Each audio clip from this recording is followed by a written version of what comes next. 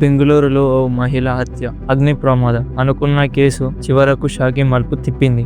బెంగళూరు సుబ్రహ్మణ్య లేఅవుట్లో 34 ఏళ్ల software engineer Sharmila జనవరి 3, 2026 రాత్రి జరిగిన ఘటనతో దేశం మొత్తం షాక్ అయింది. రెంటెడ్ అపార్ట్మెంట్లో ఒంటరిగా ఉండేది. ఆ రాత్రి 10 గంటల 15 నిమిషాలకు అపార్ట్మెంట్ నుండి పొగ, అగ్ని బయటకు రావడం చూసి యజమాని వెంటనే ఫైర్ సిబ్బందిని పోలీసులకు పిలిచాడు. ద్వారం లోపల నుంచి లాక్ అయి ఉండటంతో పోలీసులు తలుపు పలగొట్టి లోపలికి వెళ్లారు. అక్కడ షర్మిల అకస్మాత్తుగా స్థితిలో కనిపించింది. ఆసుపత్రికి తీసుకెళ్లిన ఆమె అప్పటికే మరణించింది. మొదట ఇది అగ్ని ప్రమాదం అని పోలీసులు అనుకున్నారు. కానీ ఫోరెన్సిక్స్ రిపోర్ట్ ప్రకారం శరీరంపై పోరాట గాయాలు స్పష్టంగా కనిపించడంతో ఇది యాక్సిడెంట్ కాదు, హత్య అని తేలింది. చివరలో నిజమైనది, నిందితుడు బయటపడ్డాడు. కేవలం 18 ఏళ్ల యువకుడు, అదే బిల్డింగ్ లో ఉన్న పొరుగువాడు. రాత్రి 9 గంటల సమయంలో అతను స్లైడింగ్ విండో ద్వారా చొరబడ్డాడు. ఇంట్లోకి లైంగిక వేధింపులకు పాల్గొనడానికి ప్రయత్నించాడు. షర్మిల తీవ్రంగా నిరాకరించడంతో అతను ఆమెను హింసించి